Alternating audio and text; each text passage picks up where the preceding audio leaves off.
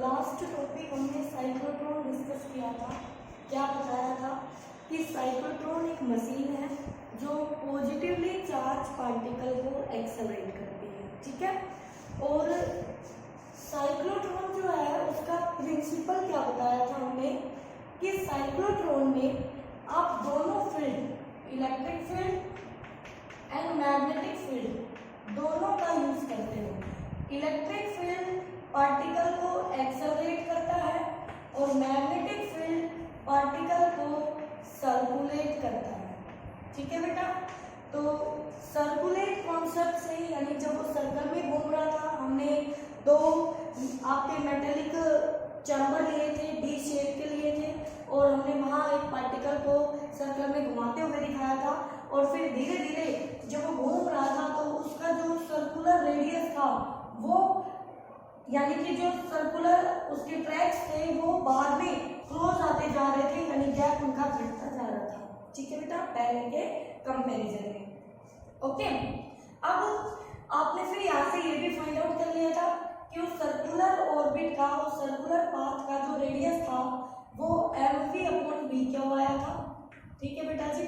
फिर इसके हमने और भी फॉर्मूले लिखे थे, p/v/q, फिर लीनियर मोमेंटम को रिलेट किया था काइनेटिक एनर्जी 2m/√v/q। फिर हमने काइनेटिक एनर्जी को पोटेंशियल से रिलेट किया था 2m/v/q। बहुत ही इंपॉर्टेंट रिलेशन बताया था आपको। यहाँ से इस रिलेशन से आपने v भी फाइंड आउट किया था बेटा जी, v/q/r/m, और फिर इसको आपने यूज किया था for maximum kinetic energy find out करने में।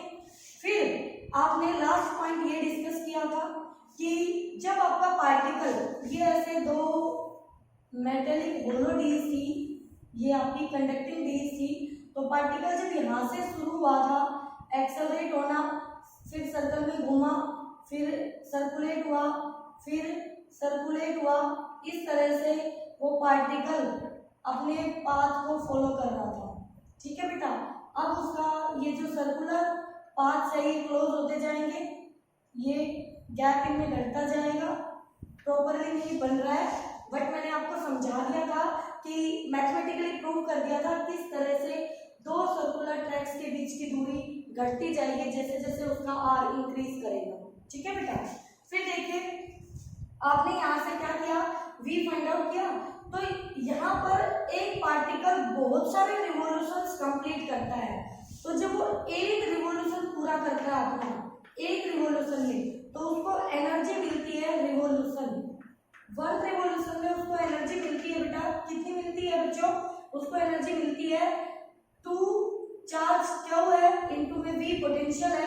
यहाँ जो आपने हाई फ्रीक्वेंसी ऑसिलेटर लिया था तो इसका जो पोटेंशियल था, polarity positive negative alternately change हो रही थी बेटा, तो ये एनर्जी उसको मिलती है क्योंकि एक चक्कर में, एक रिवॉल्यूशन में उसको 2 बार ये पोटेंशियल डिफरेंस क्रॉस करना होता है, और क्यूवी एनर्जी मिलती है उसको एक बार में, तो 2 बार में उसको 2 क्यूवी मिलती है।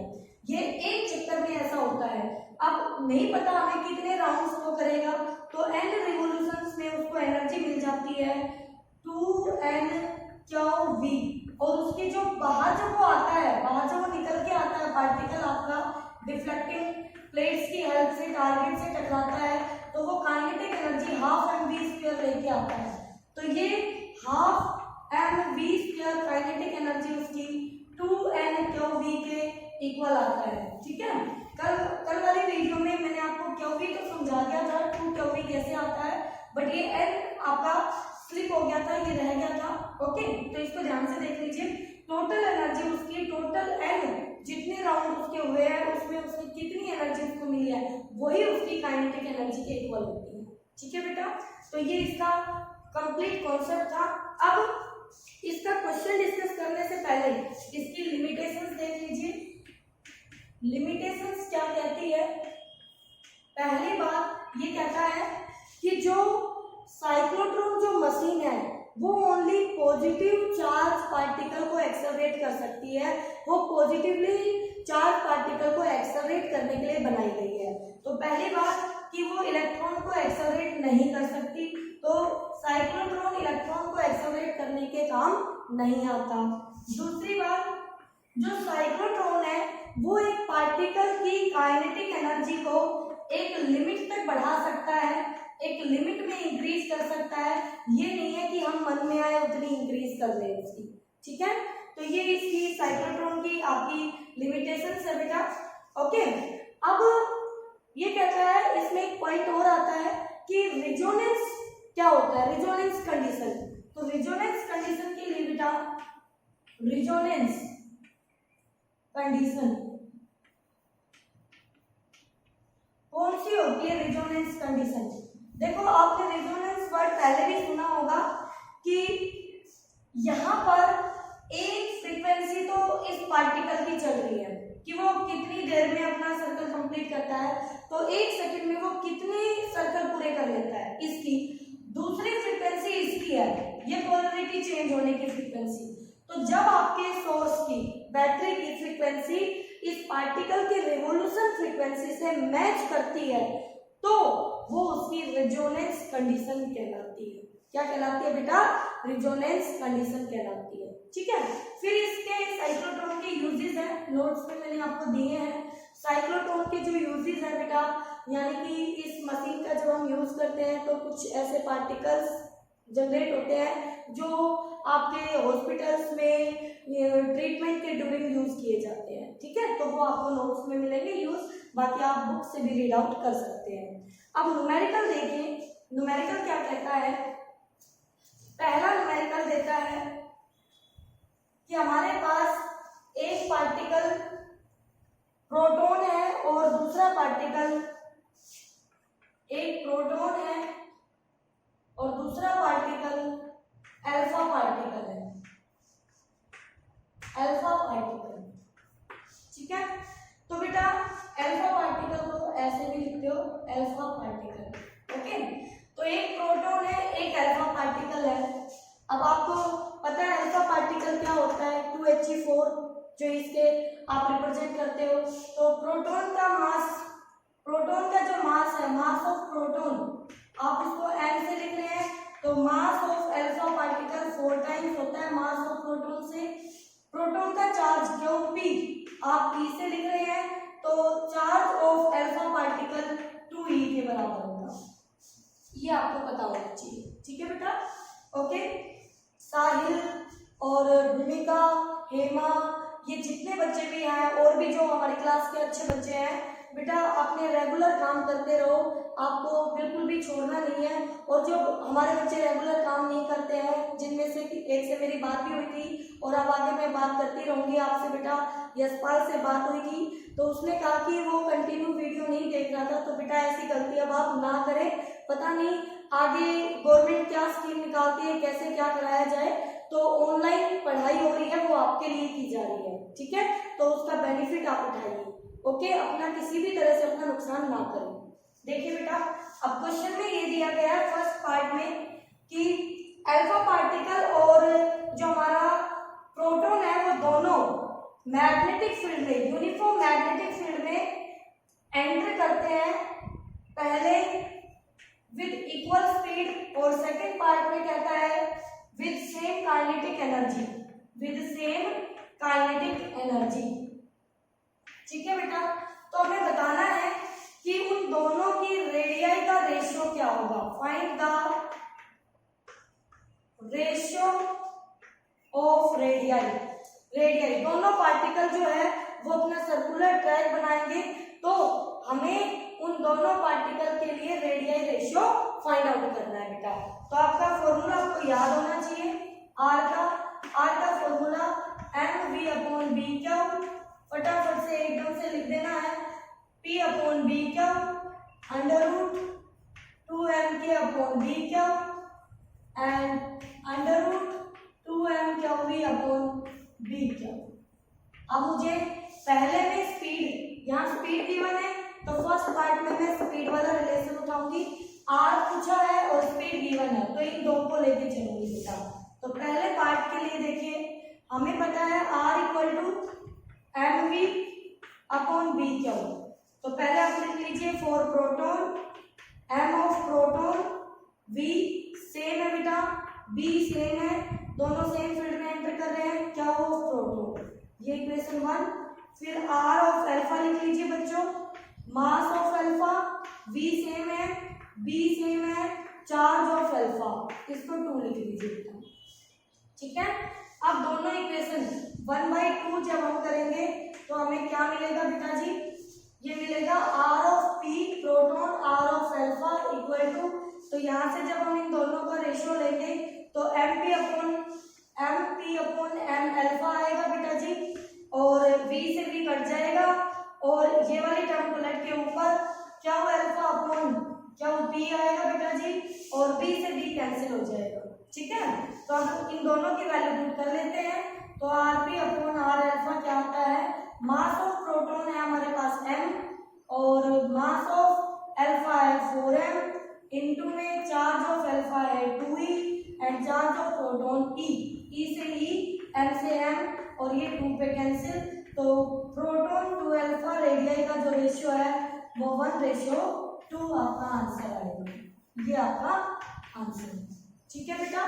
सेकंड पार्ट में क्या दिया है बच्चों, सेकंड पार्ट में इसने हमें दिया है काइनेटिक एनर्जी K सेम है ये वाला, तो अब R पूछा है, ये उठाएंगे और ये, ठीक है। आगे चल के वो आपसे मोमेंटम पूछ सकता है या स्पीड पूछ सकता है, जो भी पूछे आप वो पैरामीटर्स लेके चले फॉर्मूले में, ठीक है बेटा। तो देखिए यहाँ से R इक्वल टू यूज करेंगे हम √2mk अपॉन बी क्या, अब हम लिख लेते हैं R फॉर प्रोटॉन और R फॉर अल्फा, मैं एक साथ लिख रही हूँ बेटा, आप अपना स्टेप प्रॉपर पूरा लिखेंगे, पहले प्रोटॉन फिर अल्फा। तो देखिए प्रोटॉन के लिए √ बेटा जी 2, जब रेशियो लूंगी तो 2 कैंसिल हो जाएगा, मास आपका आ जाएगा मास ऑफ प्रोटॉन, और के काइनेटिक एनर्जी इक्वल है दोनों की तो वो कैंसिल हो जाएगी, और यहाँ मास ऑफ अल्फा आ जाएगा। फिर बी सेम है दोनों का, ये कट जाएगा आपका रेशियो में, क्यों के इनवर्सली है, तो इनवर्सली है तो यहाँ पर आ जाएगा क्यू ऑफ अल्फा और डिवाइड में आ जाएगा क्यू ऑफ प्रोटॉन। आप इस तरह से भी लिखना सीख सकते हैं शॉर्ट में, ठीक है। अब वैल्यू पुट कर लीजिए, proton to alpha ratio find out करना है, मास ऑफ प्रोटॉन m है तो √ पूरे पे ले लो एक साथ, m अपॉन 4m इनटू में charge of alpha 2e, charge of proton e, m से m, e से e कैंसिल बेटा, तो rp2 r अल्फा आपका आया 1/2, √ आ गया 4 का 2 इनटू में 2 से 2 कैंसिल, तो बच्चों ये आ गया हमारा 1:1। तो बेटा जी बहुत सिंपल लग रहा होगा आपको कि बहुत ही आसान क्वेश्चन है ये, ओके। चलो ये तो बहुत आसान लग रहा है, अगला जो क्वेश्चन हम करने वाले हैं उस क्वेश्चन से आपका कॉन्सेप्ट भी तैयार होगा, तो बहुत ही आराम से और अच्छे से समझना है, ठीक है। तो देखिए बेटा हमारे बच्चे आराम से समझ रहे हैं ना बेटा, किसी को कोई दिक्कत तो नहीं हो रही है। कुछ बच्चे ऐसे हैं जिन्होंने अब तक एक बार भी टेस्ट नहीं दिया और बच्चे अच्छे हैं पढ़ने में, साहिल रेगुलर टेस्ट दे रहा है, यशपाल ने 1 टेस्ट दिया है अभी तक, और कृष्ण ने 1 भी टेस्ट नहीं दिया है, मनीष टेस्ट दे रहा है बच्चा रेगुलर, ठीक है। तो बेटा टेस्ट देना बहुत जरूरी है, और रेगुलरिटी से अगर आप पढ़ाई करेंगे तो आप टेस्ट भी देंगे, टेस्ट से नहीं भागेंगे, ठीक है। तो देखिए अब क्वेश्चन में क्या दिया गया है, यहाँ पर ये बाउंड्री तो मैं दिखा रही हूँ कि मैग्नेटिक फील्ड यहाँ से शुरू हो रहा है, तो देखिए बच्चों इस रीजन में, और वो इनफाइनाइट तक ऐसे जा रहा है, मैग्नेटिक फील्ड फैला हुआ है, आपको पता चल जाएगा हमने ऐसा क्यों किया। ये बी वेक्टर है यूनिफॉर्म मैग्नेटिक फील्ड। अब कहता है कि इस डायरेक्शन के साथ, ये इसकी परपेंडिकुलर डायरेक्शन है मैग्नेटिक फील्ड के, इसके साथ हमारा पार्टिकल ऐसे एंटर कर रहा है v वेलोसिटी लेके 30 डिग्री एंगल पर, हमें उसका टाइम पीरियड निकालना है,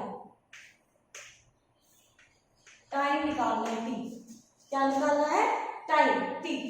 अब ये पार्टिकल ऐसे एंटर कर गया है इस magnetic field, theta equal to 90 degree, particle हमारा कैसा है प्लस क्यू चार्ज है, कैसा है बेटा प्लस क्यू चार्ज है, ओके। इसको आपने थोड़ा पीछे बढ़ा लिया ऐसे, जब भी इस तरह से आपका क्वेश्चन आए तो सबसे पहले आप ये देखिए कि पार्टिकल किस तरफ घूमेगा। तो मैग्नेटिक फील्ड अंदर है और ये मेरी v वेलोसिटी है, तो ये जो थंब है, ये थंब आपको बताएगा कि इस पार्टिकल का जो ट्रैक है, अब पता है मैग्नेटिक फील्ड में कोई पार्टिकल घुसता है तो सर्कल में घूमता है, बोलो बेटा घूमता है ना। तो यहाँ पर ये अब सेंटर कुछ यहाँ से आएगा, इसका थंब बताएगा सेंटर। तो first of all centre find out कीजिए। फ्लेमिंग लेफ्ट हैंड रूल में दोबारा से सुन लीजिए बेटा, कुछ बच्चों को मेरी बात पल्ले नहीं पड़ी होगी, यानी उनको समझ नहीं आया होगा कि मैंने क्या कहा। First of all magnetic field अंदर, ये V है तो ये फोर्स, तो फोर्स इस तरफ लगेगा। तो ये जो फोर्स है, मैग्नेटिक फील्ड में पार्टिकल सर्कल में घूमता है, तो जो फोर्स आता है वही सेंट्रीपिटल फोर्स होता है। तो सेंटर की तरफ थंब ने इशारा कर दिया सेंटर की तरफ, तो जिस भी आर्क में ये घूमेगा उसका सेंटर ये मिलेगा। ठीक है बेटा, अब वो रेडियस पे डिपेंड करता है कि वो इससे कितनी दूरी पे होगा, यानी वो कितनी रेडियस का आर्क फॉलो करता है पार्टिकल। ठीक है, अब सुनिए, तो यहाँ से अब फर्स्ट ये तो पता चल गया हमें क्या करना है, पता करना है पार्टिकल का सेंटर कहाँ आएगा, और सेंटर के लिए फ्लेमिंग लेफ्ट हैंड रूल का यूज करना है। जो थंब होगा वो हमें सेंटर की डायरेक्शन बताएगा कि वो कहाँ मिलने वाला है। ठीक है, उसके बाद अब ये पार्टिकल घूम जाएगा सर्कल में, तो मैं कोशिश करती हूँ क्योंकि ये तो उसकी टेंजेंशियल होगी डायरेक्शन उस सर्कल के, तो यहीं से वो पार्टिकल ऐसे घूमेगा और यूं निकल जाएगा, कुछ इस तरह का सर्कल बनाएगा वो। ठीक है, ये लो बना दिया हमने ये सर्कल। अब देखिए ये वाला पॉइंट और ये वाला पॉइंट इस आर्क के एंडिंग पॉइंट होंगे, यानी मैग्नेटिक फील्ड में एंटर किया और लिव किया तो वो एंटरिंग लिविंग पॉइंट होंगे। यहाँ तक वो आपका जो पार्टिकल है सर्कुलर पाथ फॉलो कर रहा है। इसका मतलब ये जो है हमारे पास ये सेंटर है, तो आप इसको थोड़ा सा ऐसे ले सकते हैं, ये सेंटर है तो ये आर रेडियस हो गया उस सर्कुलर ऑर्बिट का। ठीक है बेटा, अब देखिए बच्चों, ये एंगल हमारा 30 डिग्री पे एंटर कर रहा था। ठीक है, ये आपका 90 डिग्री है, ये आपका 90 डिग्री है और ये आपका 30 डिग्री है, ये तो पता है ना, ये वाली और ये वाली लाइन, ये 30 तो ये भी 30। अब मुझे किसी तरह इस एंगल का पता लगाना है, कैसे पता लगाऊं वो देख रहे हैं। ठीक है, तो ये एंगल 30 है, अब ये दोनों आपस में 90 डिग्री है। ठीक है, तो 90 है तो ये कितना बचा 60, कितना बचा बच्चों 60। ओके, तो यहाँ से इसको बिल्कुल इसके पैरेलल लाइन कर दो, सिमेट्रिकली इसको डिवाइड कर दो यहाँ तक। तो देखना हमारी ये वाली लाइन और ये वाली लाइन दोनों पैरेलल है, तो हमारा ये वाला एंगल और ये वाला एंगल इक्वल होगा। और आपने इस परपेंडिकुलर बाइसेक्टर से दोनों को बराबर डिवाइड किया है, तो ये भी 60 डिग्री होगा। तो क्या मुझे सेंटर पर एंगल पता चल गया, यानी थीटा पता चल गया, ये मेरा थीटा था, तो थीटा हो गया 120 डिग्री। इसको रेडियन में लिख सकते हो आप। ठीक है, पाई होता है बच्चों, अगर नहीं भूले हो तो 180 डिग्री। आपको 120 बनाना है तो आप क्या करेंगे, आप अगर इसको 6 से डिवाइड कर देंगे तो इसको 6 से डिवाइड करेंगे तो ये कितना बना आपका 30 डिग्री। तो यहाँ पे कितना है 4 से मल्टीप्लाई, तो ये आपका 2/3, यानी कि सिंपली आ गया 2π/3। पता लगाने का तरीका है, बाकी आपको डायरेक्ट याद है तो अच्छी बात है।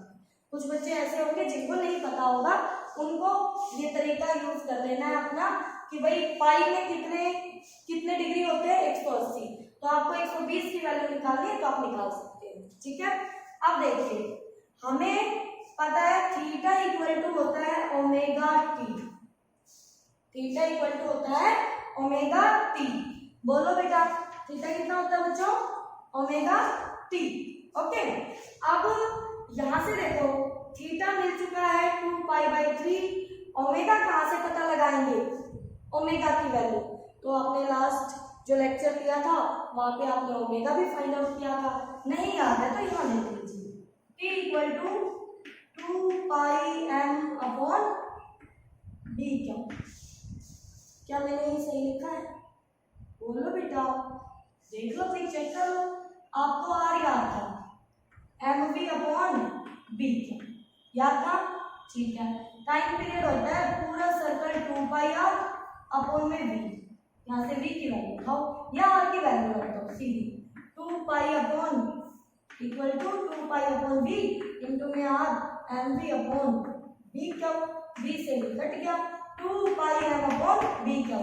अगर किसी बच्चे को ये डाउट हो कि मेरा ये फॉर्मूला सही है कि नहीं है, तो वो फटाफट से सेकंड भी नहीं लगती, यानी डाउट भी नहीं रहना है आपको, तो वो यहाँ से अपना चेक कर ले कि उसको सही याद है या नहीं है। बाकी प्रैक्टिस ज्यादा करोगे तो आपको ये सारे फॉर्मूले याद हो जाएंगे।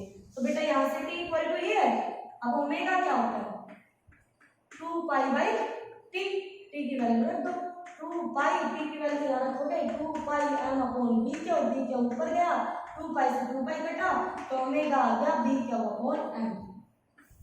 अब ओमेगा भी मालूम है, थीटा भी मालूम है, तो ठीक है, थीटा की वैल्यू आ गई 2 पाई बाई 3, ओमेगा की वैल्यू आ गई बी क्यू अपॉन एम, और टी हमें निकालना था, देयरफॉर टी इक्वल टू, तो बेटा ये चला गया इधर 2 पाई एम अपॉन में 3 बी क्यू।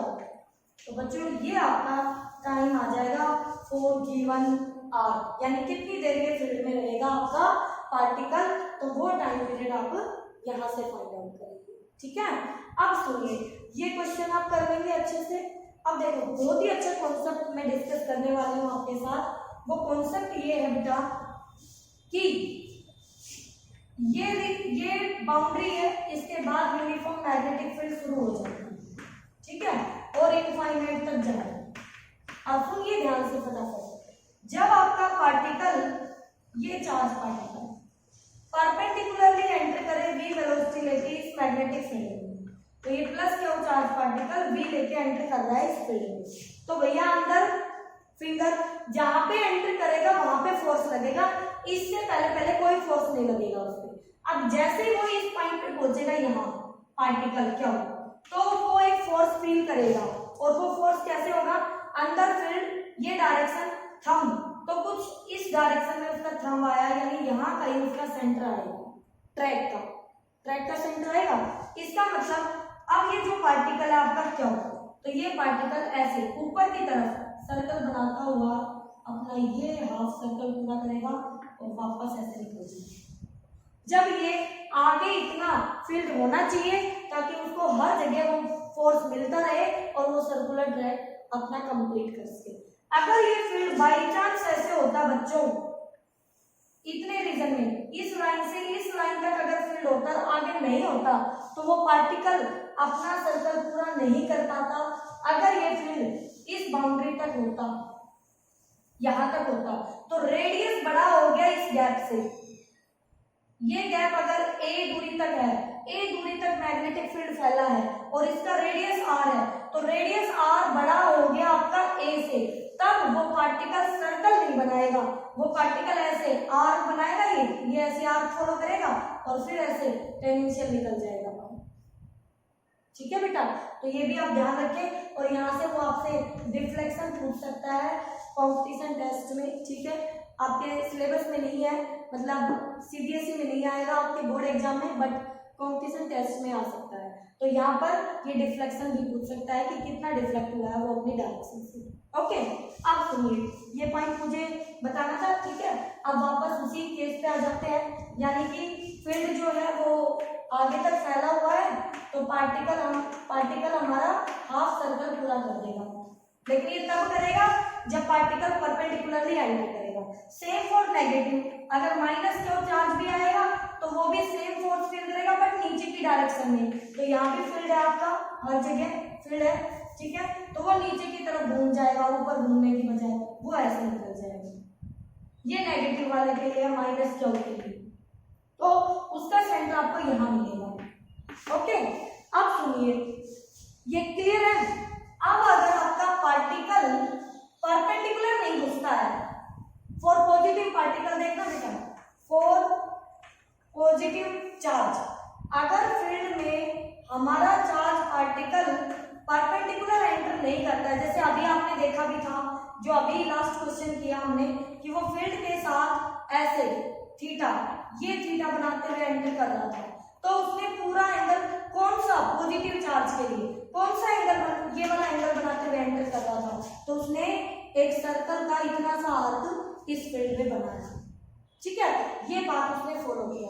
लेकिन इसी क्यू की जगह अगर ये माइनस क्यू घुसता इतनी डायरेक्शन के साथ, तो यहाँ पर जो सर्कुलर पाथ बनता माइनस क्यू के लिए वो मोर देन हाफ सर्कल बनता था, मोर देन हाफ सर्कल। तो जब वो पार्टिकल यहाँ से एंटर करता ना, तो इसके, अब देखो पार्टिकल ऐसे, ये डायरेक्शन किया है ना इधर इधर, तो इसके बिल्कुल अपोजिट में उसका सेंटर यहाँ कहीं, तो वो पार्टिकल ऐसे घूमता हुआ अपना सर्कल दिखाएगा, यहाँ कहीं इसका सेंटर मिलेगा।